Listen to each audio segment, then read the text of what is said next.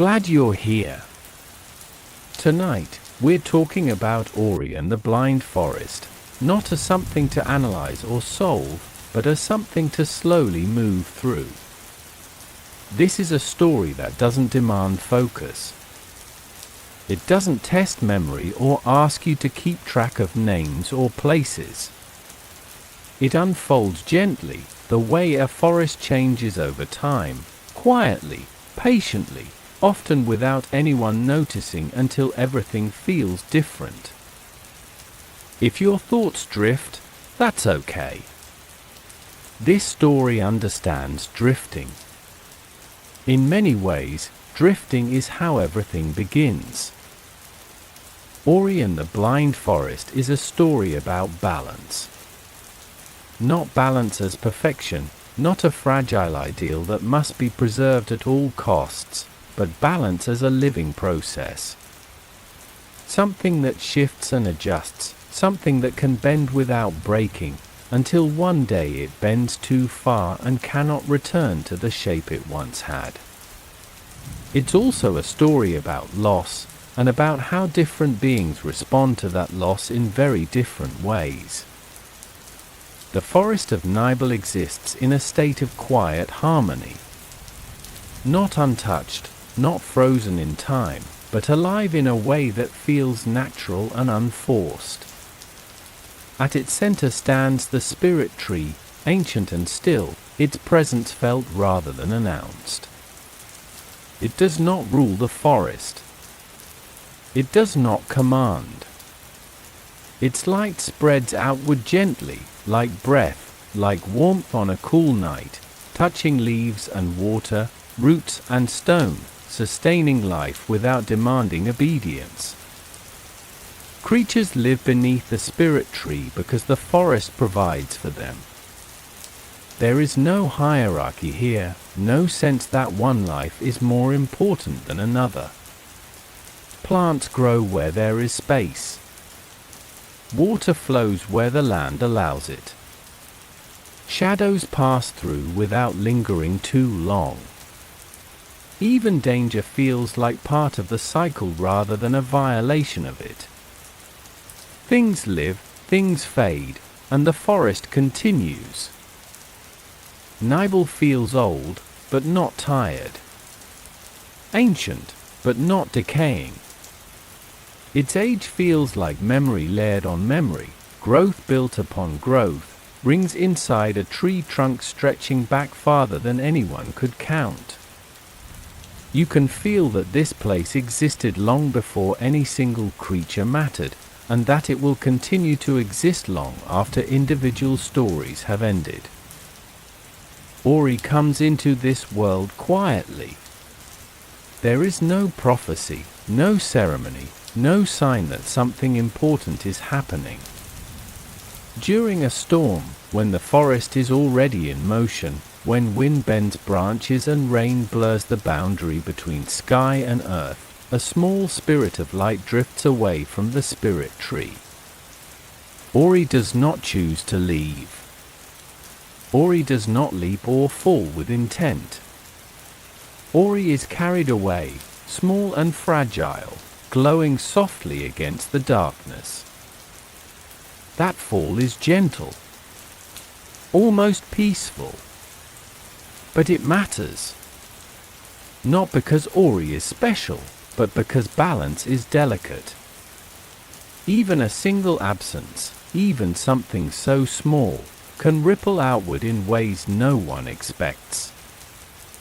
Far from the spirit tree, where the forest grows thicker and the light grows dimmer, Naru finds Ori lying in the rain. Naru is not a creature of light.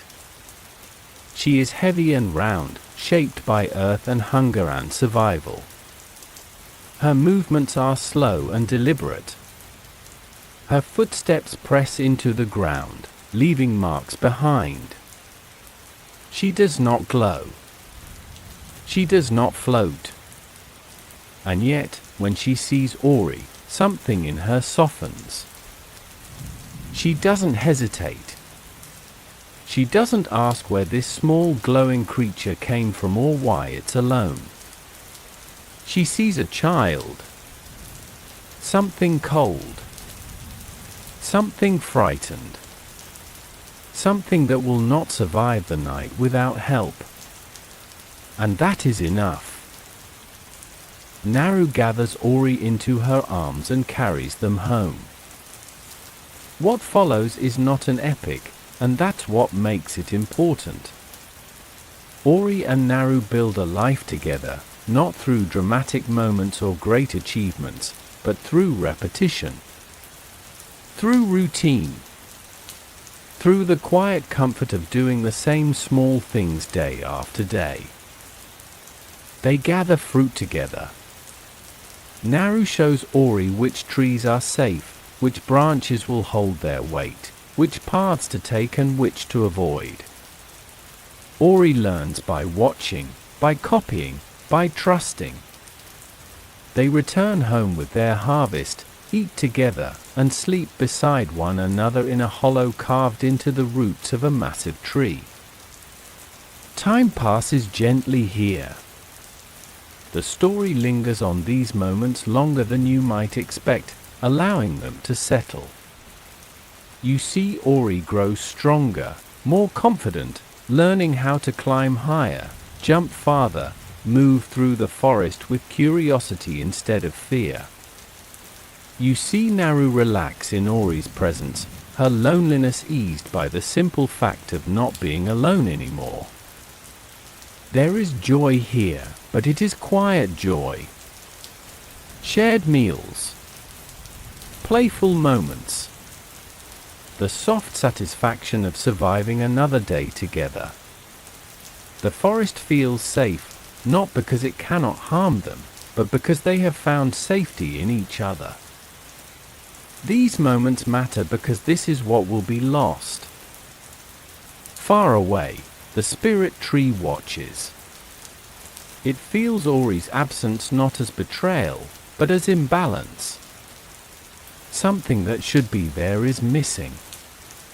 The light that once flowed easily through Nibel begins to strain.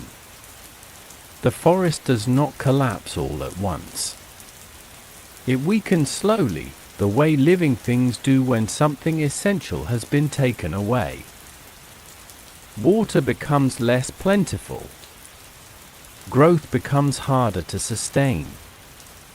Shadows linger longer than they should. The forest is still alive, but it is no longer at ease. The spirit tree does not want to harm the forest. It wants to save it. And in that desire, it begins to fear what will happen if nothing is done. The spirit tree does not understand fear the way living creatures do, but it understands imbalance. It understands absence. Something that was once part of the forest's rhythm is missing, and the longer that absence remains, the more the forest struggles to adjust. The light that once flowed freely now hesitates, as though unsure of where it should go, or whether it should go anywhere at all. The forest responds the way living systems often do when something essential is taken away. Slowly at first. Almost imperceptibly. Leaves grow thinner.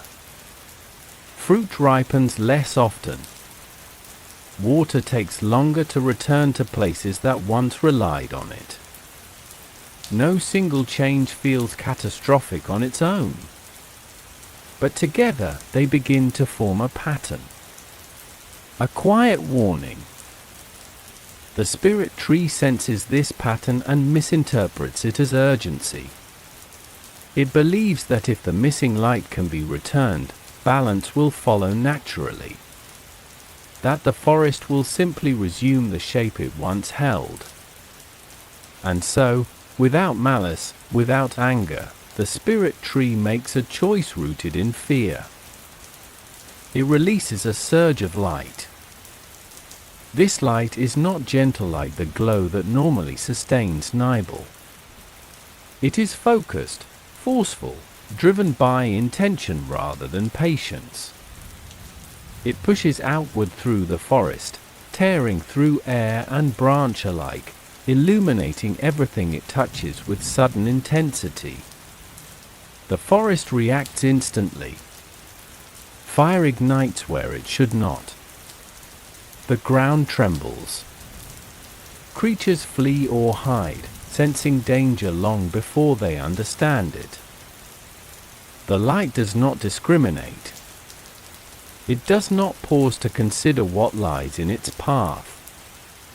It moves with a single purpose, meant to reclaim what was lost, meant to restore balance as quickly as possible. High above the forest floor, far from where Ori and Naru live their quiet life, Kuro's nest rests among cliffs and stone. It is a place of isolation, chosen for safety, chosen to keep fragile lives hidden from a world that can be cruel without intending to be. Kuro has built her life around this protection. Around vigilance. Around the responsibility of keeping her children safe. The surge of light reaches the nest in an instant. There is no warning. No time to react. The light burns through stone and air alike, shattering the nest and destroying everything inside it. Kuro's eggs, her children, are gone before she can shield them, before she can understand what is happening. The light passes through and continues on, leaving destruction behind without ever looking back. When the light fades, there is only absence. Kuro's grief does not unfold slowly. It crashes into her all at once, overwhelming and consuming. Where the forest's suffering spreads gradually, her pain is sharp and focused, anchored to a single moment, a single cause. In her mind, there is no ambiguity. The spirit tree is responsible. The light is responsible. Everything she has lost can be traced back to that one blinding surge. From that moment on, Kuro's purpose changes. The forest is no longer a place she merely inhabits. It becomes a battleground shaped by memory and rage. The spirit tree, once distant and irrelevant to her, becomes the center of her world, the thing that must be confronted, the thing that must be stopped. Back in their small home beneath the forest canopy, Ori and Naru are unaware of any of this. Their life continues in its quiet rhythm, at least for a while. But the forest's decline begins to reach them in subtle ways. The fruit trees they rely on yield less with each passing day. Paths that once felt familiar begin to feel longer, more difficult to traverse. Naru works harder to compensate. She travels farther into the forest, stays away longer, determined to provide for Ori no matter the cost. Her movements grow heavier. Her breathing grows labored. Still, she presses on, unwilling to let the forest's changes threaten the small life she has built. Ori senses the tension even if they do not understand it. The forest no longer feels as generous as it once did. Moments of play become shorter. Meals become smaller. The home that once felt full of warmth begins to feel fragile, as though it exists on borrowed time. There is no single moment where everything breaks. No dramatic event that marks the end of this life. Just a gradual wearing down. Hunger that lingers longer. Exhaustion that never fully fades. Silence that stretches further between sounds. One day, Naru leaves, and does not return. Ori waits, at first without fear, trusting in the routine that has always held. Time passes. The light shifts. The forest grows quiet. Eventually, worry settles in, heavy and unfamiliar. Ori goes looking for her. When Ori finds Naru, she is lying still, her body unmoving, her warmth gone. There is no explanation. No final gesture. The forest does not offer comfort or clarity. Loss arrives without ceremony, and everything after it feels altered. Ori does not understand death, only absence.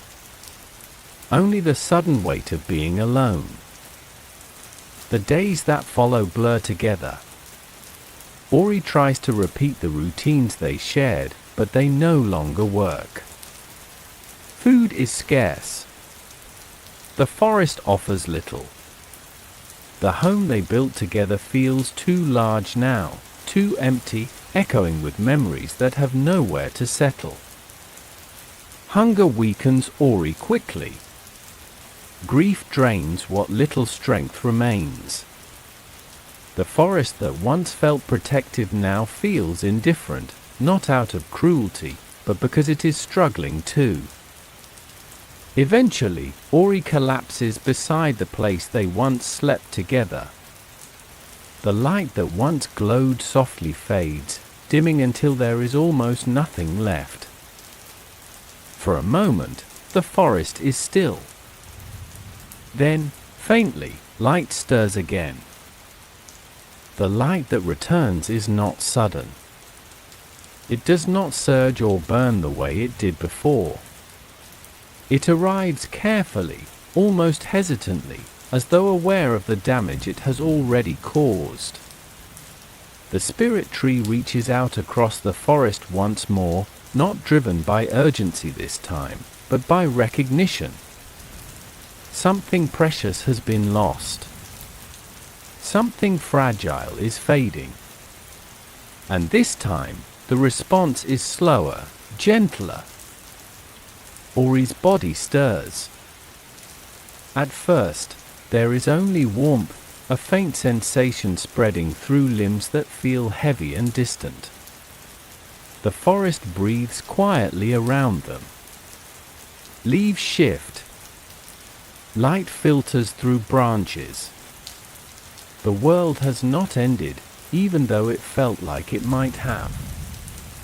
Gradually, Ori awakens, the glow returning, soft and unsteady, like a flame just beginning to catch. Ori rises alone. The place where Naru once lay is empty. The home they shared feels unchanged and impossibly different all at once. Everything is where it was, yet nothing feels right. Absence presses in from every side, filling spaces that were once occupied by warmth and routine.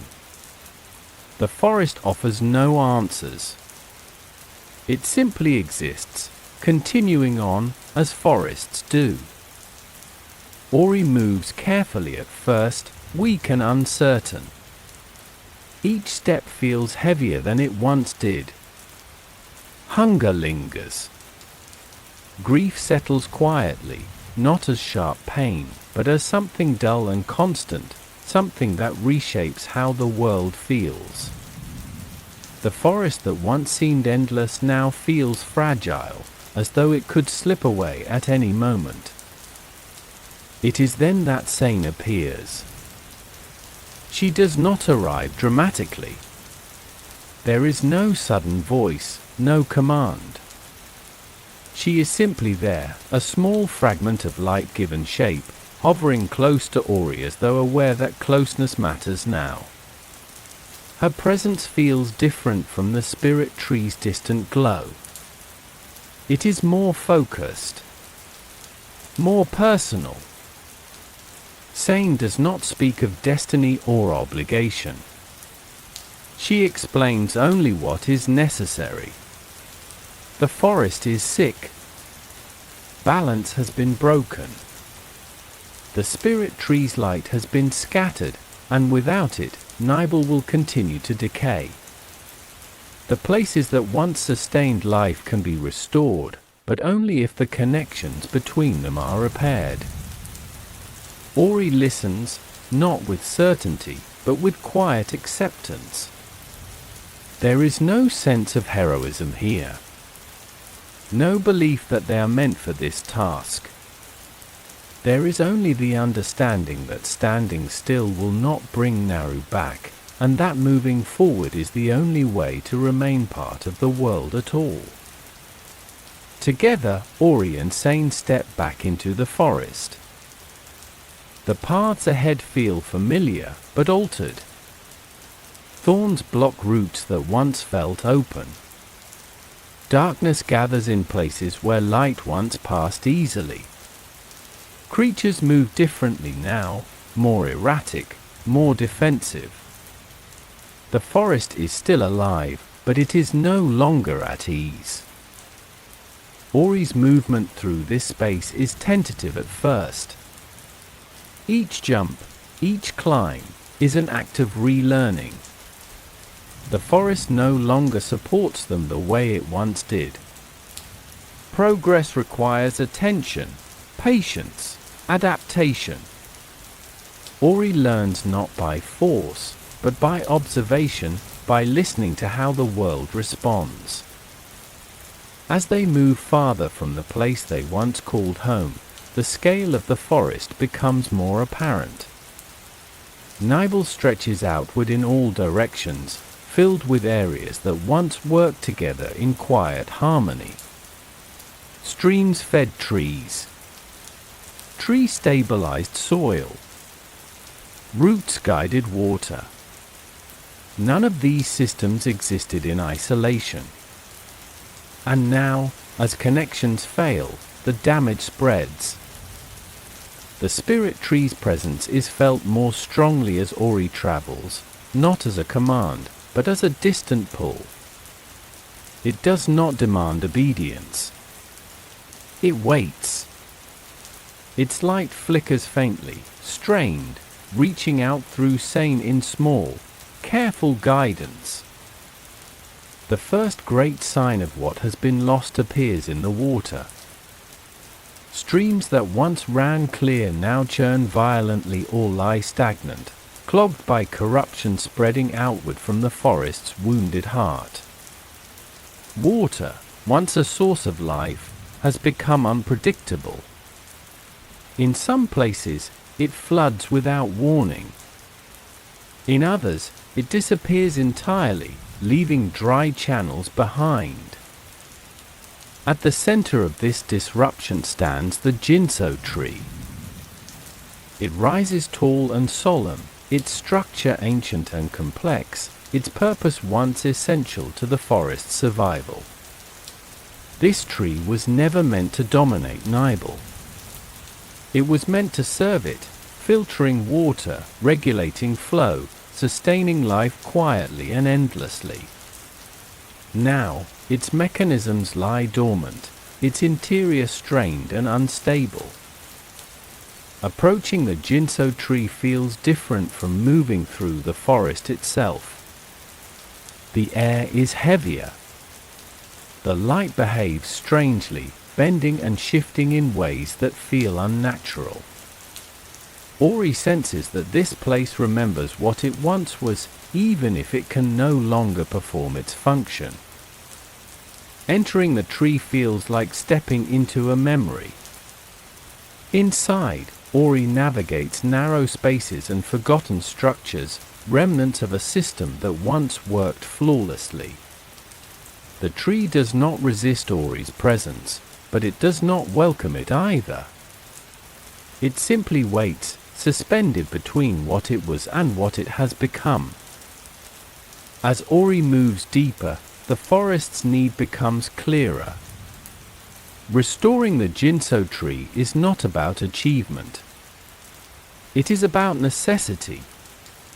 Without it, the water will continue to tear through Nibel unchecked, or disappear entirely.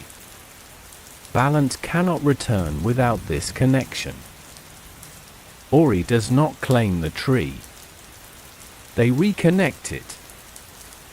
When the final connection is restored, water returns with overwhelming force. The release is sudden and violent. Water surges through the ginseng tree, bursting outward in a flood that threatens to sweep Ori away entirely. This is not gentle healing. This is restoration that does not ask permission. The forest responds immediately, reshaping itself around the sudden return of flow. Ori runs. Not in triumph. Not in victory. But in survival. The flood chases them through collapsing spaces and shifting paths, demanding quick adaptation and trust in movement learned through hardship. Ori does not fight the water. They move with it, learning its rhythm, adjusting their pace to survive what they have set in motion. When the flood finally subsides, the forest breathes again. Water flows where it once did. Life stirs cautiously. The ginseng tree stands restored, though marked by strain. Balance has returned to one part of Nibel. But the forest is still wounded. And as Ori looks back on the path they have taken, a shadow passes overhead. Kuro is watching. Kuro does not attack immediately. She circles high above the forest, her wings cutting through the air in wide, deliberate arcs. From this distance, she is less a creature and more a presence, a moving shadow that briefly eclipses the light before passing on. Ori feels her before fully seeing her, a pressure in the air, a sense of being watched by something that remembers pain. The forest reacts to her presence in subtle ways. Smaller creatures retreat into cover. The light dims slightly, as though hesitant. Even the restored waters of the ginseng tree seem to slow, their movement quieter, more cautious. Kuro is not part of the forest's balance anymore. She is something shaped by loss, moving through it without belonging. Ori continues forward, not because the path feels safe, but because stopping now would mean turning back toward a place that no longer exists. The home beneath the great tree is behind them, preserved only in memory. Ahead lies uncertainty, but also movement, and movement has become its own kind of reassurance. As Ori travels farther from the ginseng tree, the forest begins to show signs of both healing and resistance. Some areas respond quickly to the restored flow of water. Moss spreads across stone. Leaves regain their color. Light filters through branches more freely. In other places, corruption clings stubbornly to roots and soil, unwilling to release its hold. Balance, it becomes clear, is not something that returns all at once. Ori learns this lesson through repetition. Each restored path reveals another that remains blocked. Each moment of progress is followed by a reminder of how much remains undone. The forest does not reward effort with completion.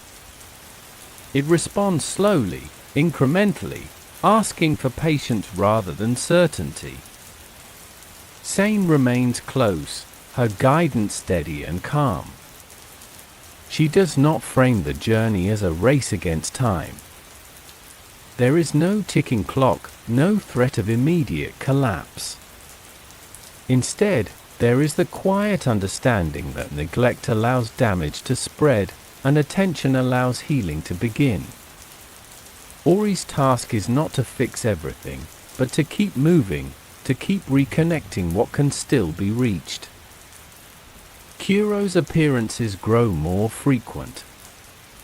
Sometimes she strikes suddenly, diving through the forest with startling speed, forcing Ori to flee or take cover. Other times, she watches from a distance, her presence felt more strongly than her actions. Each encounter feels less like a battle and more like an interruption, a reminder that the forest's wounds are not purely physical. Kuro's anger is not strategic. It is reactive, driven by memory rather than planning. She is not guarding territory. She is guarding herself from a truth she cannot yet face. To her, Ori represents the light that destroyed her world, regardless of how gently that light now moves through the forest. The parallels between Kuro and Naru begin to surface quietly. Both lost children. Both were shaped by that loss. But where Naru turned inward, clinging to care and routine, Kuro turned outward, allowing her grief to harden into something sharp and dangerous. Neither response is framed as right or wrong. They are simply different ways of surviving pain. The forest itself seems caught between these two paths. In some places, it nurtures, responding eagerly to restoration. In others, it resists, as though afraid of being hurt again. Ori moves through both responses, learning that healing is not about forcing change, but about allowing it to happen where it can. As the path forward opens, new regions of Nibel come into view. Places that feel colder, more distant, removed from the gentle rhythms of the forest floor. Structures rise that suggest purpose and design, remnants of systems built to maintain balance long before Ori's journey began. These places do not feel abandoned. They feel paused, waiting. The forest grows quieter as Ori travels deeper. Sounds become more distant. The air feels thinner, heavier with stillness. Each step forward feels like movement not just through space, but through memory, through layers of history shaped by choices made long before Ori existed. Kuro's shadow passes overhead once more, closer this time. The sound of her wings is louder, more immediate. Ori feels the threat more acutely now, not because of imminent danger, but because of recognition. Kuro is not simply watching anymore. She is following. Yet even in her pursuit, there is hesitation. Moments where she slows, where her movements falter, as though something beneath her anger is stirring, unresolved and unacknowledged. These moments are brief, easily missed, but they matter. Ori does not confront her. There is no challenge, no declaration. Ori continues moving, restoring what they can, trusting that balance restored to the forest may one day reach Kuro as well. The spirit tree's presence grows stronger as Ori moves farther from home. Its light, still strained, feels more focused now, guiding Ori toward the next place where connection has been lost. The path ahead leads toward colder lands, toward regions where warmth has faded and time seems suspended.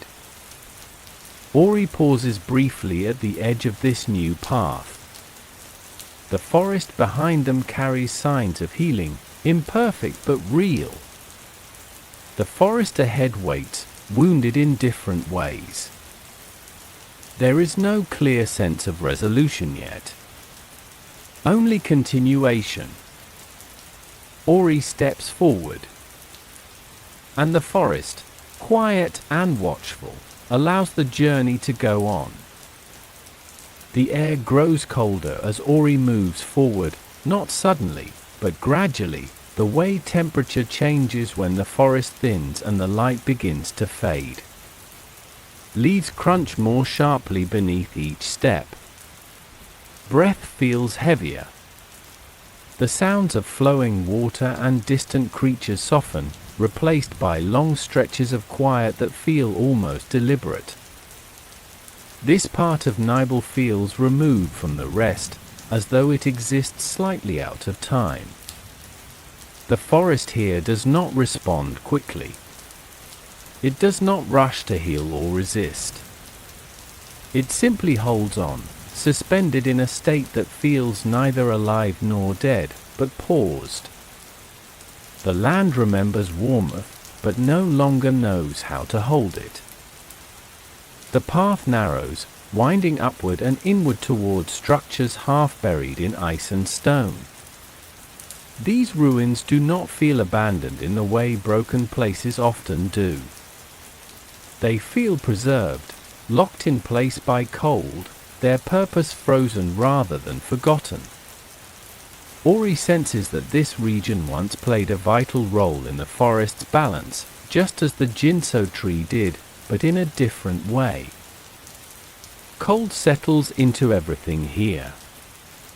It seeps into stone and branch alike, coating surfaces with frost that glimmers faintly in the dim light. Movement becomes careful by necessity. A single misstep can send Ori sliding, drifting, losing control in ways that feel unsettling after the fluid motion learned elsewhere. This is the Forlorn Ruins. The name feels appropriate, though Ori does not know it yet.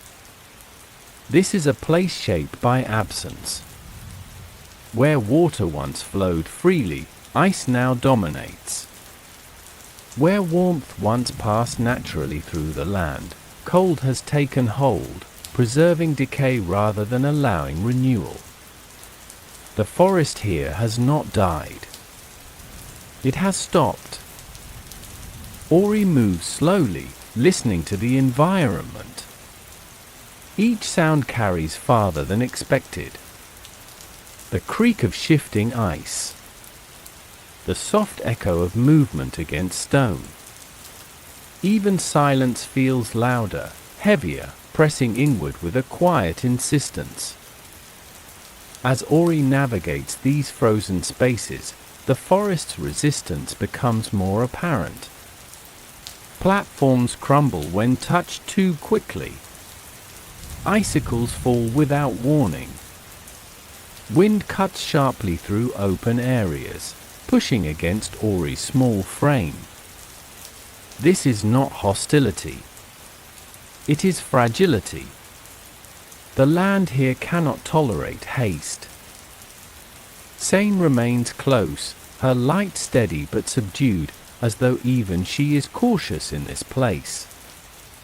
She explains quietly that warmth once flowed through these ruins, regulating the forest's temperature, allowing life to adapt through seasonal change rather than sudden extremes.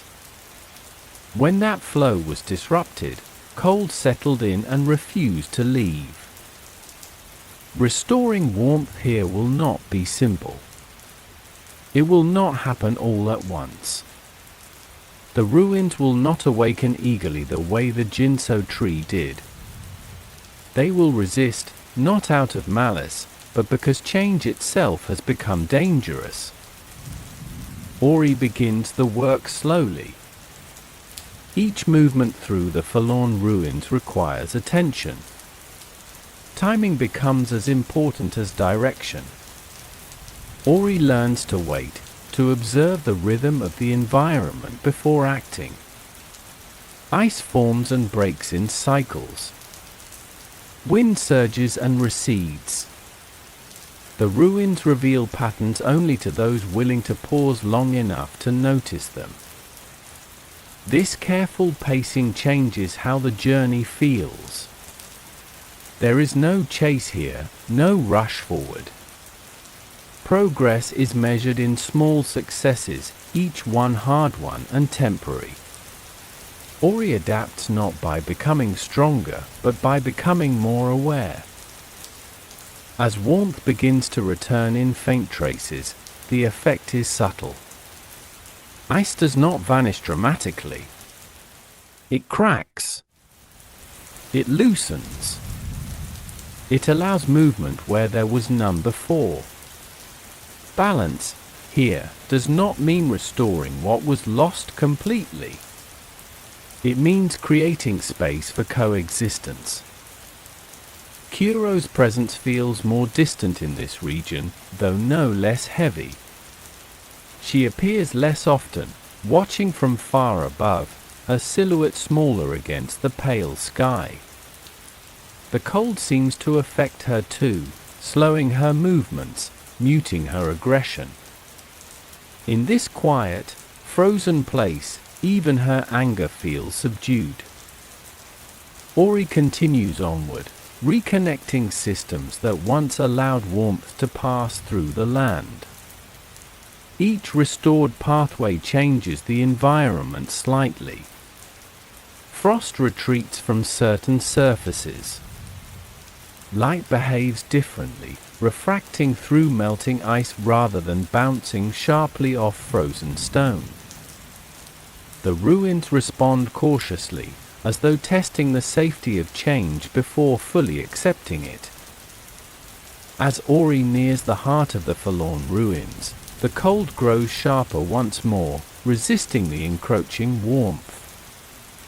This final section feels especially fragile, as though the land itself fears what will happen if it lets go. Ori's movements slow further, each action deliberate, each decision weighted with consequence.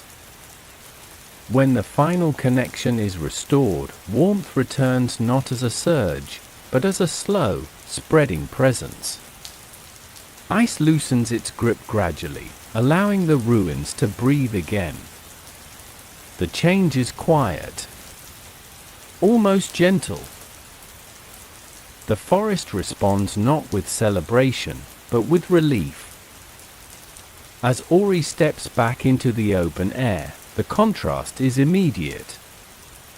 The cold does not disappear entirely, but it no longer dominates.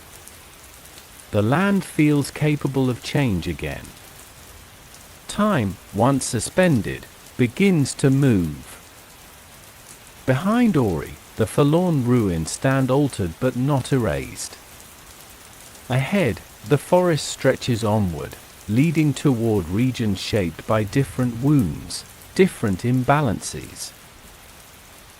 And above it all, far in the distance, Mount Horu waits, its presence felt more than seen, radiating a heat that feels uncontrolled, unstable, and deeply connected to the forest's pain. Ori pauses only briefly before moving on. The journey continues. Leaving the forlorn ruins behind does not feel like returning to warmth so much as stepping back into movement.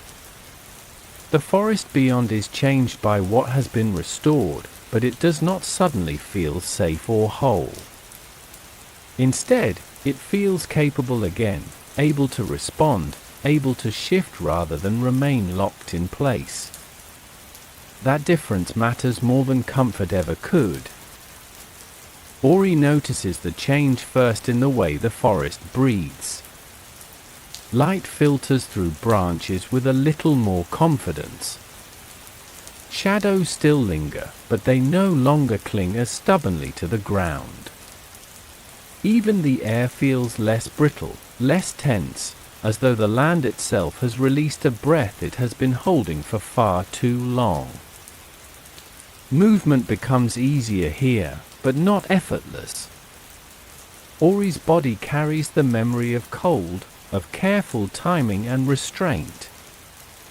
That awareness doesn't fade when the environment softens.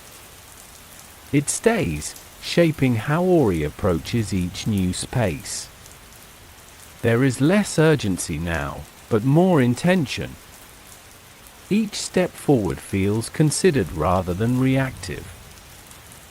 As Ori travels deeper into Nibel, the forest grows more complex.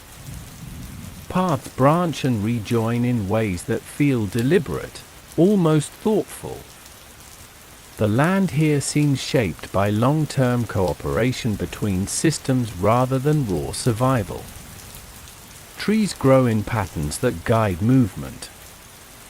Roots stabilize soil in places that might otherwise collapse. Water flows in channels that feel maintained rather than accidental. These regions hint at a time when balance was not just present, but actively supported. When the forest did not merely exist, but functioned as a network of interdependent parts. Ori moves through these spaces with growing awareness, sensing that the work ahead is not simply about restoring isolated areas, but about reconnecting these systems to one another. Kuro's presence grows heavier as Ori approaches the heart of the forest. She appears more often now, her movements sharper, more aggressive. Where before she watched from a distance, now she interferes directly, diving low through the trees, forcing Ori to flee or hide. These encounters are brief, but intense, marked by sudden bursts of danger followed by long stretches of uneasy quiet. There is no dialogue between them. No exchange of intent. Kuro does not explain herself, and Ori does not challenge her. Their conflict exists entirely in motion and interruption. Ori moves to restore balance. Kuro moves to prevent it, driven by a fear that the return of light will erase the only thing she has left, her grief. The forest reacts differently to Kuro's interference than it does to Ori's restoration. Where Ori's presence encourages subtle healing, Kuro's presence disrupts it. Branches splinter. Shadows deepen. The land seems to recoil slightly, as though unsure how to respond to a being shaped so completely by pain. Ori begins to understand, not intellectually, but instinctively, that Kuro is not an enemy in the way danger usually is. She is not guarding territory or seeking power. She is reacting, over and over again, to a wound that never healed. Each of her attacks feels less like strategy and more like panic, a desperate attempt to stop the world from changing any further. As Ori continues restoring the forest's connections, the pull toward Mount Horu grows stronger. Even from a distance, its presence dominates the horizon, radiating heat that feels uncontrolled and volatile. Unlike the warmth restored to the forlorn ruins, this heat does not soothe or stabilize. It threatens to consume. The forest around Mount Horu bears the marks of this imbalance. The ground is cracked and uneven. Ash drifts through the air in fine layers, settling over leaves and stone alike. Light behaves strangely here, refracting sharply, casting long, distorted shadows that shift unpredictably. Ori moves cautiously through these regions, aware that this place represents something different from what has come before. The Jinso tree was about restoring flow. The forlorn ruins were about thawing what had frozen. Mount Horu feels like a place where excess has replaced absence, where energy has built up without regulation. Sane's guidance grows more focused as they approach. She speaks of fire, of heat, of the dangers of imbalance in both directions. The forest cannot survive in perpetual cold, but neither can it endure unchecked flame. Balance, she explains, is not about choosing one extreme over another. It is about allowing systems to regulate one another. Ori listens, absorbing this understanding not as instruction, but as context. The journey is no longer just about survival or healing isolated wounds. It is about restoring relationships between forces that have drifted too far apart.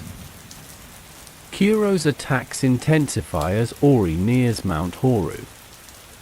She strikes with less hesitation now, her movements faster, more reckless.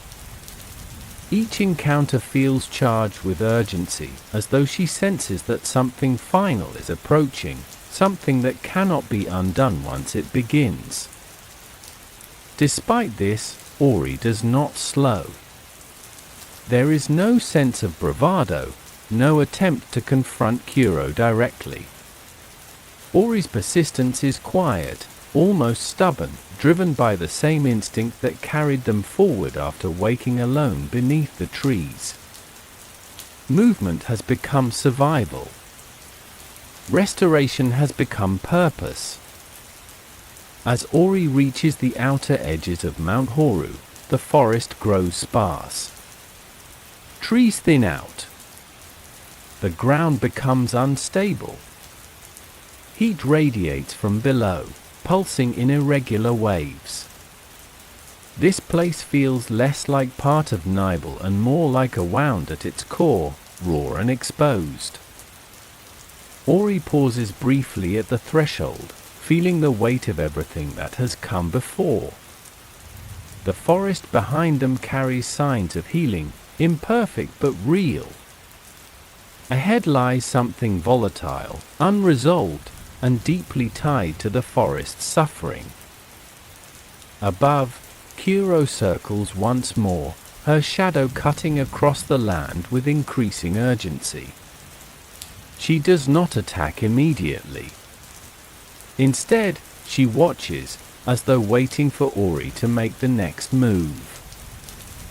Ori steps forward. The forest holds its breath. Crossing into Mount Horu feels different from entering any other place in Nibel. The transition is immediate and unmistakable. Heat presses in from all sides, not as comfort, but as pressure, as though the air itself has weight. The ground beneath Ori's feet vibrates faintly, alive with energy that has nowhere to go. This is not warmth that nurtures. It does not invite growth or rest. It demands attention, demands respect. Fire here is not part of a balanced cycle. It has been building unchecked, feeding on imbalance, waiting for release. The forest thins quickly as Ori moves inward. Trees give way to stone. Soil cracks open, revealing glowing fissures beneath. Ash drifts lazily through the air, settling over everything in a fine grey layer that dulls color and sound alike. Even light behaves differently here, refracting sharply, casting long shadows that shift without warning. Movement becomes deliberate again, shaped by danger rather than fragility. Platforms crumble under sustained heat. Bursts of flame erupt unpredictably, forcing Ori to pause, to observe, to wait for patterns to emerge. Just as in the frozen ruins, progress here requires patience. Rushing only invites collapse. Ori senses that Mount Horu is not merely damaged. It is overwhelmed. The systems meant to regulate heat and energy have failed, allowing fire to dominate unchecked. Where cold preserved stagnation in the forlorn ruins, fire here accelerates decay, consuming structure and stability alike. Sane's guidance remains steady, but her light feels strained in this environment, as though even she struggles to maintain coherence amid the chaos. She speaks of regulation, of release, of the need to reconnect pathways that once allowed heat to disperse safely throughout the forest rather than concentrate here. Ori moves deeper, reconnecting what has been severed. Each restored connection releases bursts of energy, shifting the environment in subtle but meaningful ways. Flames retreat slightly. Pressure eases. The mountain responds cautiously, testing the safety of change before fully accepting it. Kuro's presence becomes constant here. She no longer circles at a distance. She dives through narrow spaces with startling speed, her wings brushing close enough to stir the ash and heat in violent gusts. Her attacks are relentless, driven by urgency that borders on desperation. Each time Ori restores part of Mount Horu, Kuro responds with renewed aggression, as though she senses the approach of something final. There is fear in her movements now, not just anger. Fear that the restoration of balance will erase the world as she understands it. Fear that letting the light return will force her to face what she has lost rather than remain anchored to it. Ori does not confront her. There is no attempt to fight back, no effort to assert dominance. Ori runs, adapts, survives. The pursuit becomes a pattern, repeated again and again, shaping the rhythm of movement through the mountain. As Ori reconnects the final pathways within Mount Horu, the environment begins to stabilize. Heat disperses more evenly. The violent surges of flame grow less frequent. The mountain's vibration softens, shifting from chaotic pulses to something closer to a steady hum. This change does not go unnoticed. Kuro's attacks become more frantic, less controlled. She strikes without hesitation, sometimes missing entirely, sometimes forcing Ori into narrow escapes that feel more like accidents than skill. Her movements betray exhaustion, both physical and emotional. The longer the chase continues, the more her desperation shows. At the mountain's highest point, the air feels thin and strained, stretched between extremes. The forest below is visible now, spread out in layers of shadow and light, scars and healing woven together into something imperfect but alive. From here, the scale of Nibel becomes clear. How much has been lost? How much remains? Ori reaches the final mechanism, the last connection needed to stabilize Mount Horu completely. The energy here is intense, concentrated, threatening to erupt if mishandled. Ori moves carefully, each action deliberate, guided by everything learned along the way. When the final connection is restored, the mountain responds with a deep, resonant shift. Heat disperses. Pressure releases. The violent instability that defined this place begins to subside. And in that moment, Kuro hesitates. It is brief, almost imperceptible, but it matters. She sees the forest below, no longer burning, no longer frozen, but healing. She sees Ori, small and fragile, carrying the same light that destroyed her nest, yet using it not to dominate, but to restore. The pursuit falters. The mountain, long held in imbalance, begins to collapse under the strain of change. Structures crack. Stone gives way. Fire surges one final time, uncontrolled and desperate, threatening to consume everything in its path. Ori runs again, not from Kuro, but from the consequences of restoration itself. The mountain does not resent this change, but it cannot contain it all at once. Healing, like destruction, carries risk. Behind Ori, Kuro follows more slowly now, her movements no longer fueled solely by rage. Something else stirs beneath her anger, something heavy and unresolved, pressing closer to the surface with every step.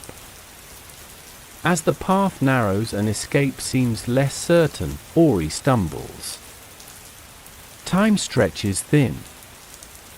The mountain's collapse accelerates. Fire surges upward.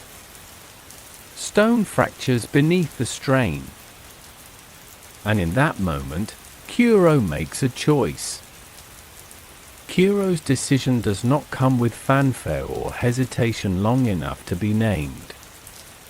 It happens in the space between one breath and the next, in the brief silence where anger finally loosens its grip and something older, something quieter, is allowed to surface. She sees Ori stumble. She sees the mountain collapse inward. And beneath all of that, she sees the truth she has been avoiding since the moment her nest was destroyed. The light did not take her children out of cruelty. It did not act with intent to harm her. The forest was broken long before this moment, and the light was only one part of a system struggling to correct itself. That understanding does not erase her grief. It does not undo her loss. But it changes what comes next. Kuro dives. Not in attack, not in pursuit, but in protection. Her wings spread wide, cutting through fire and falling stone alike as she positions herself between Ori and the collapsing mountain. The heat scorches her feathers. Flames lick across her back. Stone crashes against her body. She absorbs it all without resistance, without hesitation. Ori is shielded. For a moment, everything feels suspended. Fire roars. The mountain groans under its own weight. The forest below waits, holding its breath. Then Kuro falls. Her wings burn away as she descends, her body engulfed in flame and ash. There is no struggle, no final cry. Only release. The anger that once drove her dissipates, replaced by a stillness that feels strangely peaceful. Her sacrifice is not framed as redemption or punishment. It is simply the final expression of love, redirected at last. The mountain's collapse slows. Heat disperses. Fire retreats. The violent instability that once defined Mount Horu begins to settle into something manageable. The forest responds cautiously, allowing the change to take hold without rushing to claim victory. Ori lies still for a moment, stunned by the sudden absence of pursuit. The pressure that once filled the air has lifted. Where Kuro's shadow once loomed, there is now only open sky. Below, the forest breathes. Light spreads outward, not in a surge, but in a gentle flow, reconnecting systems long separated by imbalance. Water moves where it should. Warmth settles into places that had forgotten it. The forest does not return to what it once was. It becomes something new, shaped by loss and survival alike. Ori returns to the spirit tree quietly. There is no celebration. No declaration of triumph. The journey has not erased grief or undone suffering. But balance has been restored enough for healing to continue. The forest is no longer collapsing under the weight of unresolved extremes. As Ori approaches the spirit tree, something unexpected happens. Naru stirs. Life returns to her gently, the way Ori's own revival did. There is no explanation offered, no justification. It is not presented as a reward for effort or sacrifice. It is simply part of the forest's renewal, an acknowledgement that care and connection still have a place here. Ori and Naru are reunited without words. The bond they share does not need explanation. It remains unchanged by loss, strengthened rather than diminished by everything that has happened. High above, on the cliffs where Kuro's nest once stood, one egg remains. Kuro's child lives. The forest does not linger on this moment. It does not frame it as compensation or balance restored through symmetry. It simply allows life to continue, shaped by what came before. As time passes, Nibel settles into its new state. The scars of imbalance remain visible. Burned ground does not instantly regrow. Frozen stone does not forget the cold. But life adapts. Growth returns where it can. The forest learns to carry its history without being defined by it. Ori stays with Naru, moving through the forest not as a savior, but as part of it. The spirit tree's light glows steadily once more, not brighter than before, but calmer, more aware of its place within the system it sustains. Kuro is gone, but her presence lingers in quieter ways. In the absence of constant threat. In the survival of her child. In the understanding that grief, when allowed to harden unchecked, can become destructive, but when faced, can transform into something that protects rather than destroys. The forest does not forget what it has lost. It does not pretend the pain never happened. It simply continues, carrying memory alongside growth. Ori and the Blind Forest does not end with certainty or finality. It ends with continuation. With balance not as a fixed state, but as an ongoing process shaped by attention, patience, and care. As the forest grows quiet once more, the story rests. Not finished, but complete enough. In the quiet that follows, the forest feels different, not because it has forgotten what happened, but because it no longer resists remembering. There is a softness to the air now, a sense that the land is no longer bracing itself against constant strain. The urgency that once pulsed through every root and branch has faded, replaced by something calmer, more deliberate. Ori moves through Nibel alongside Naru, not retracing old paths so much as inhabiting them again.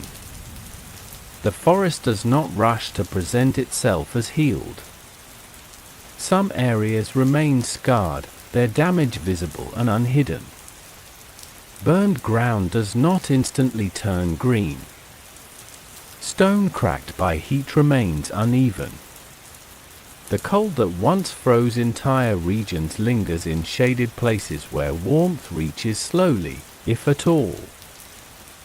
But the forest is alive, and that aliveness feels steady rather than fragile. Ori's presence here feels different now. No longer pulled forward by loss or necessity, Ori moves without urgency, guided by curiosity and familiarity instead of purpose alone. The world responds gently, not because it owes anything, but because balance allows for responsiveness. Naru's steps are slower than before, careful in a way that feels intentional rather than weak.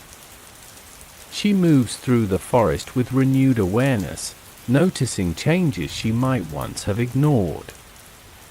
Together, they exist within the land rather than passing through it, their movements blending into the forest's rhythm instead of cutting against it. The spirit tree watches from its place at the forest's heart, its light steady and unforced. There is no sense of command in its presence now, no tension in the way its glow spreads outward. It has learned something, though it does not speak of it. The forest itself carries that lesson instead. Light, once treated as a solution, is now part of a conversation. It moves where it is needed, recedes where it is not, allowing the land to adjust rather than insisting on correction. Balance is no longer something to be imposed. It is something to be maintained through attention. The absence of Kuro is felt most strongly in the sky. Where once her shadow passed overhead with regularity, there is now open space. The air feels wider, less constrained. And yet, the forest does not feel emptier for her absence. It feels quieter, as though a constant pressure has finally been released. High above the forest floor, Kuro's child grows, watched over by distance rather than fear. The world this young creature inherits is not untouched, but it is stable enough to allow survival. The forest does not promise safety. It offers opportunity. Ori does not seek out this new life. There is no need for confrontation or reconciliation. The cycle has moved forward, and that forward motion is enough. As time passes, small changes accumulate. Waterways settle into predictable patterns. Plants adapt to altered conditions. Creatures return to places they once abandoned, testing the land cautiously before committing to it. Life resumes not as it was, but as it can be. Ori's role in all of this fades quietly into the background. There is no monument, no lasting mark that declares their journey. The forest does not remember individuals in that way.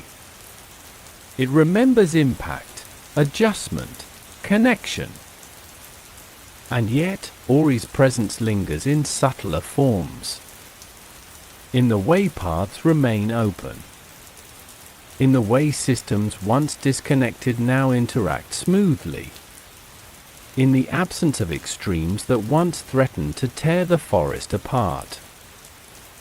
Ori and the Blind Forest is not a story that insists on meaning. It does not explain itself or offer clear lessons.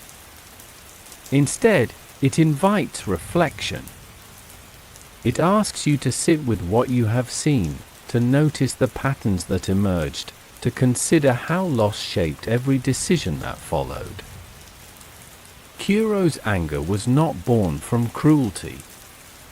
It was born from grief left unattended. The spirit tree's mistake was not rooted in malice, but in fear of losing control. Naru's care was not heroic, but it was transformative. Ori's persistence was not driven by destiny, but by the simple need to keep moving when standing still became unbearable.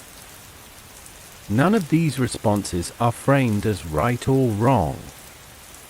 They are simply human, even when carried by creatures of light and shadow.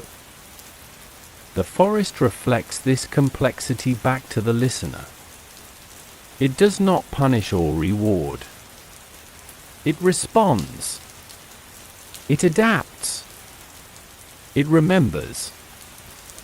In this way, Ori and the Blind Forest becomes less about the events that occur and more about the space between them. The pauses. The moments where nothing happens except survival continuing quietly. The understanding that healing is not the absence of pain, but the ability to live alongside it without being consumed.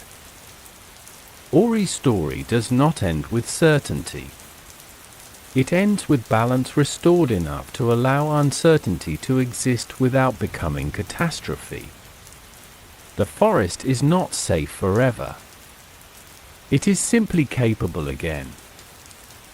And that, quietly, is enough. There is a particular stillness that settles over the forest after everything important has already happened. It is not the stillness of emptiness or exhaustion, but the kind that follows long strain, when tension has finally been released and the world is learning how to exist without it. Nibel feels like that now. Awake, but no longer braced for collapse.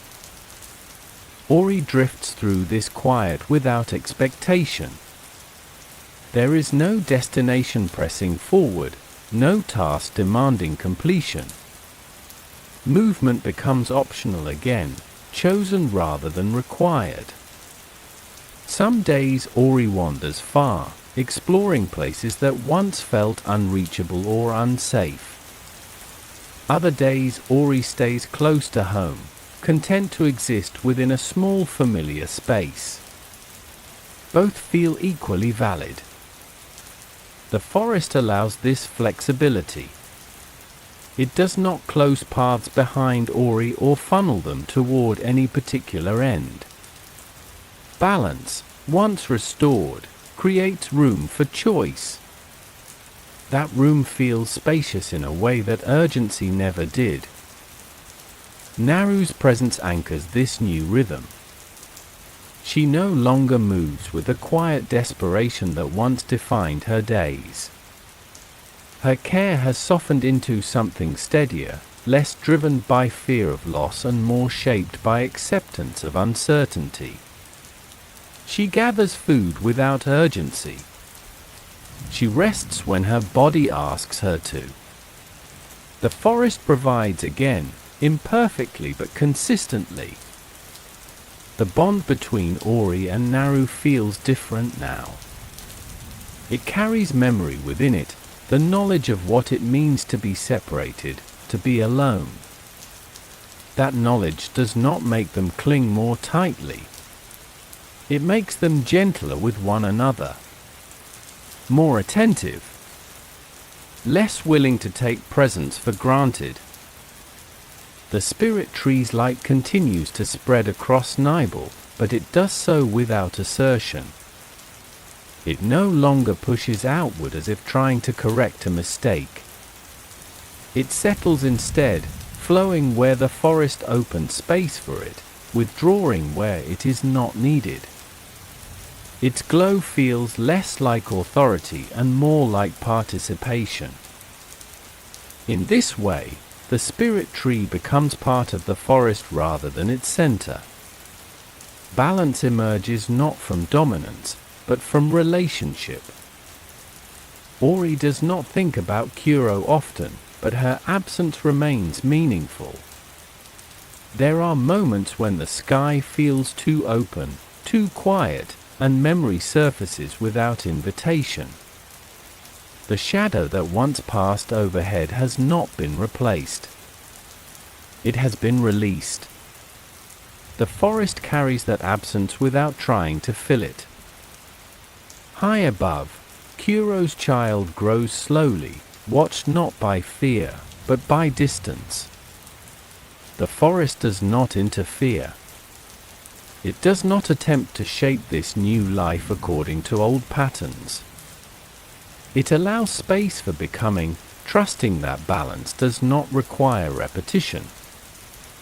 Time moves differently now. Without crisis to mark its passing, days blur gently into one another. Growth happens quietly. Damage heals slowly. Nothing feels rushed. Nothing feels frozen. This extended calm is where the story truly settles into itself. Without conflict to distract from it, the themes that have been present all along become clearer. Loss did not end the forest. Fear nearly did. Control nearly did. the refusal to allow systems to adjust, to grieve, to release what was gone almost destroyed everything that remained. Ori's journey did not fix these things through strength or sacrifice alone. It fixed them through attention, through patience, through willingness to move forward without certainty of outcome. The story does not suggest that this approach guarantees success. It suggests only that it allows survival. Ori and the Blind Forest resists the idea of a perfect ending. It does not present renewal as a return to innocence. The forest remembers what it has lost. Those memories shape how it grows. But they do not define it entirely. This is what makes the story feel gentle rather than tragic. Pain exists, but it is not the final word. Neither is joy. Both pass through, shaping the land and those who inhabit it. As Ori rests beside Naru, listening to the forest breathe around them, the sense of completion does not come from resolution, but from acceptance. The understanding that some wounds heal, some leave scars, and some simply change how the world feels from that point on. The forest does not promise safety forever. It offers resilience. It offers the ability to bend without breaking, to adapt without erasing the past. Ori's light glows softly in this quiet, no longer strained or urgent. It does not need to prove anything. It does not need to illuminate every corner. It simply exists, part of a larger system that now moves in relative harmony. If there is a lesson here, it is not stated.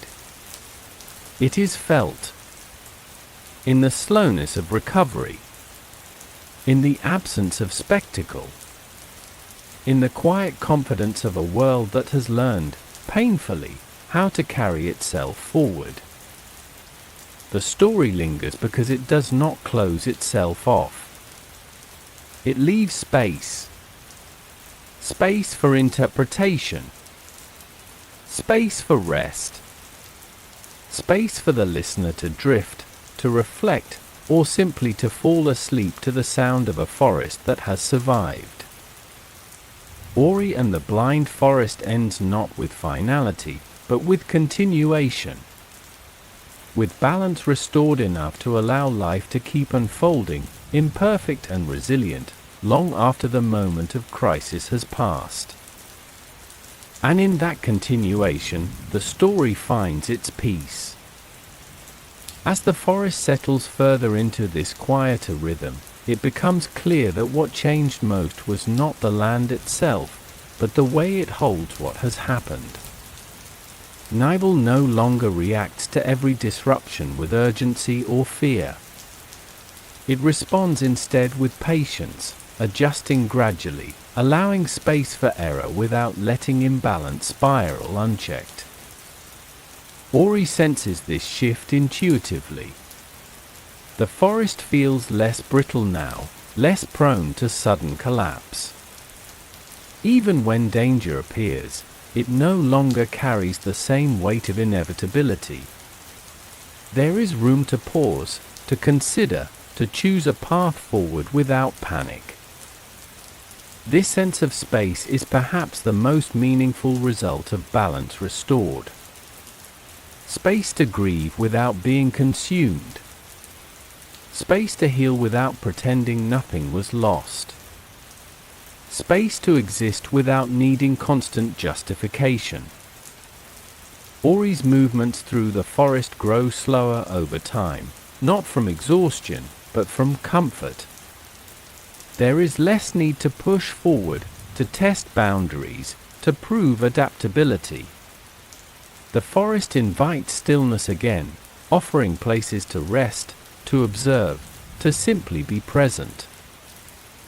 Naru often settles into these moments easily, her breathing steady, her posture relaxed. She has lived through hunger and fear, through the quiet terror of losing what mattered most. Now, her care takes a different shape. She watches rather than rushes. She waits rather than searches frantically. The forest's renewed generosity does not erase her memory of scarcity, but it allows her to trust again, cautiously, thoughtfully. Together, Ori and Naru form a small, steady center within the larger world. They do not dominate the forest. They participate in it. Their presence is neither loud nor invisible. It is simply part of the ongoing pattern of life adjusting to itself. The spirit tree's light continues its gentle cycle, brightening slightly with the passing of each day, then dimming as night settles in. It no longer reaches outward as if trying to correct something.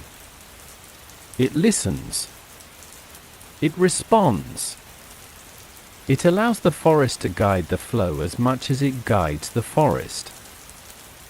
This mutual responsiveness feels earned. It carries the weight of mistakes acknowledged rather than denied. The spirit tree does not erase the consequences of its earlier fear. It accepts them as part of the system it must now navigate more carefully. Kuro's absence remains one of the forest's quietest lessons. Her shadow does not return. Her cry does not echo through the trees. And yet, her presence is not entirely gone. It lingers in the space she once occupied, in the memory of what grief can become when left without release. The forest does not condemn her for this. It does not frame her as a villain to be forgotten. Instead, it integrates her story into its understanding of balance. Pain acknowledged becomes part of resilience. Pain denied becomes rupture.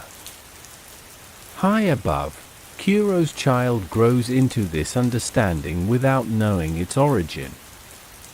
The forest does not teach fear. It offers opportunity.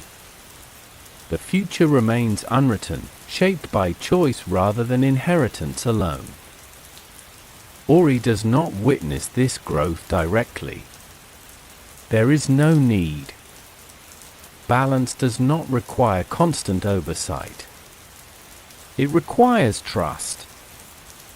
As time continues, the forest scars fade gradually, never entirely disappearing, but softening at the edges. New growth does not overwrite old damage. It grows alongside it, creating a landscape shaped by continuity rather than erasure.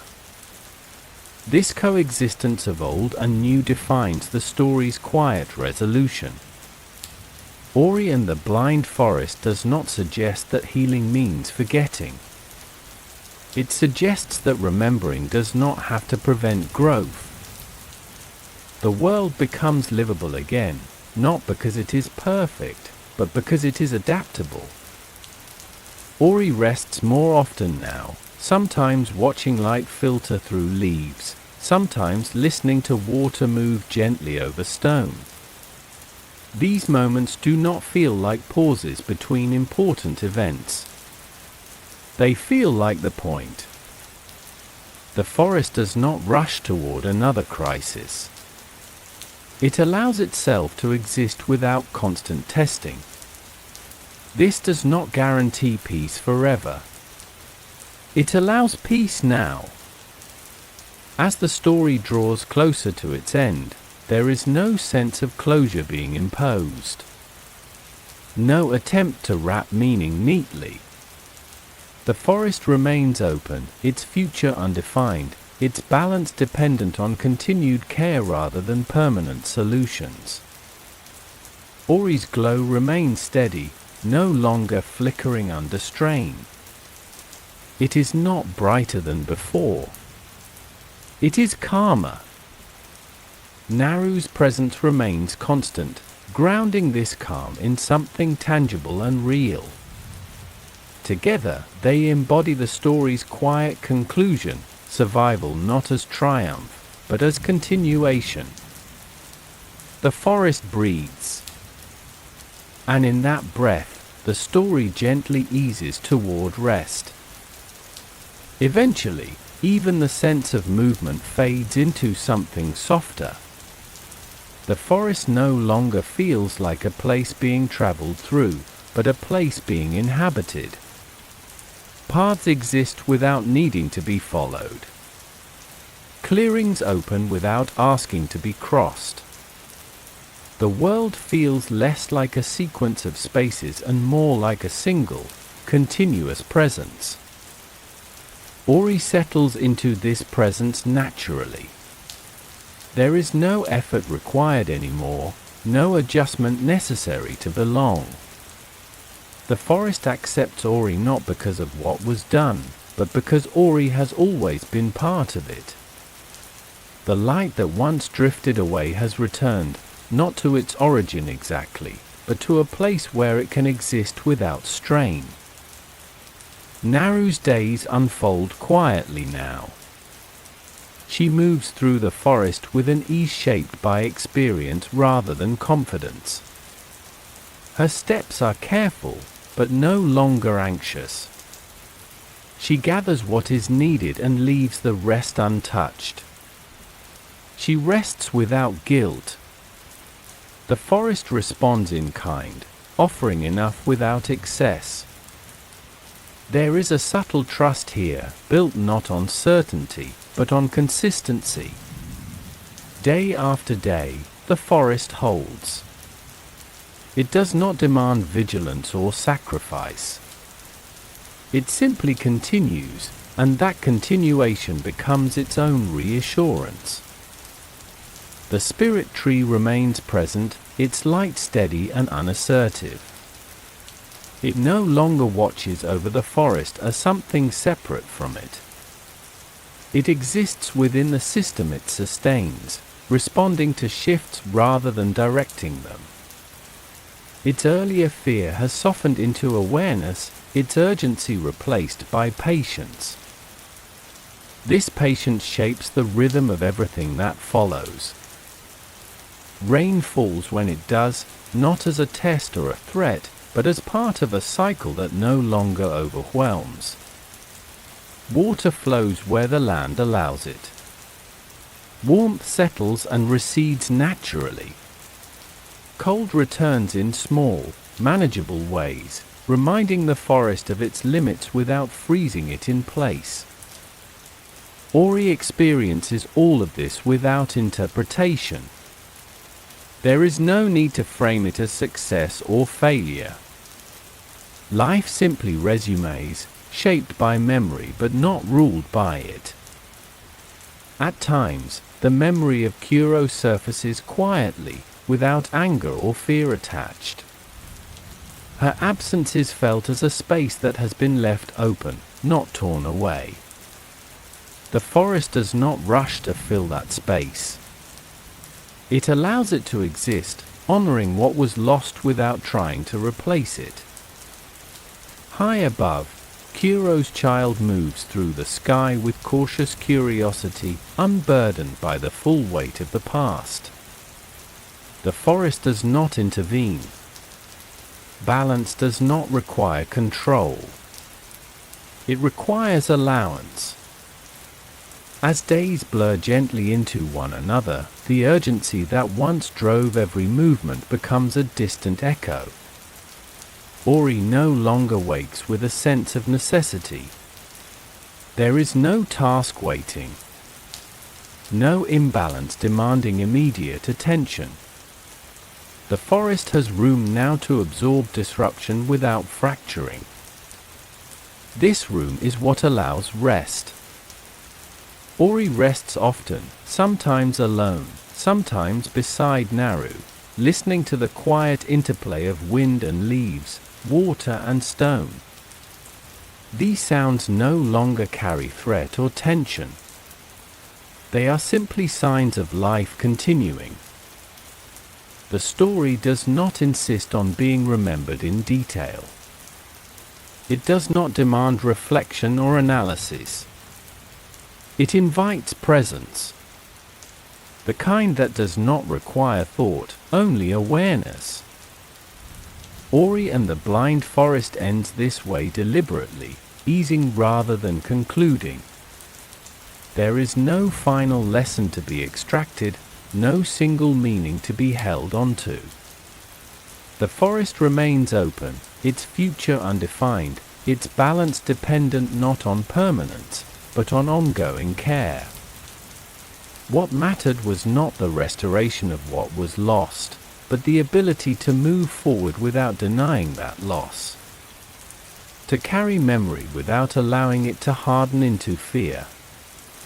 To let light exist without forcing it to dominate. Ori's journey does not stand apart from the forest story. It dissolves back into it, becoming one thread among many, indistinguishable from the patterns that surround it. The forest breathes. And in that breath, the story settles, not into silence, but into continuity. There is nothing left to resolve. Only the quiet understanding that balance, once found, is not something to hold tightly, but something to live within, gently, moment by moment, as the world continues on its own patient way. And with that understanding, the forest grows still enough for rest. Sleep comes easily here. The light remains.